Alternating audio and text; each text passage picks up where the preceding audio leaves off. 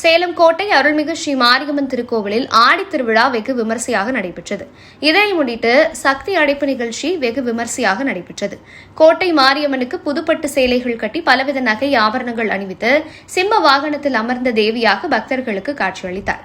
பின்னர் கிச்சிப்பாளையம் அருகே அமைந்துள்ள பழமை வாய்ந்த குலலார் நடராஜர் பஜனை மடத்திலிருந்து ஸ்ரீ கோட்டை மாரியம்மன் களிமண்ணில் அலங்கரித்து சிறப்பு பூஜைகள் செய்து தீபாராதனை காண்பிக்கப்பட்டது.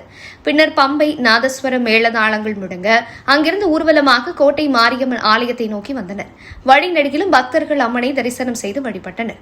பெண்கள் தாமரை மலர்கள் தட்டு சீர்வரிசை பொருட்களை கொண்டு அதை கையில் ஏந்தி கொண்டு ஊர்வலமாக நடந்தது. பிறகு கோட்டை மாரியம்மனுக்கு அர்ச்சனை செய்து மகா தீபாராதனை காட்டப்பட்டது. ஏராளமான பக்தர்கள் கலந்து கொண்டு சுவாமி தரிசனம் செய்தனர்.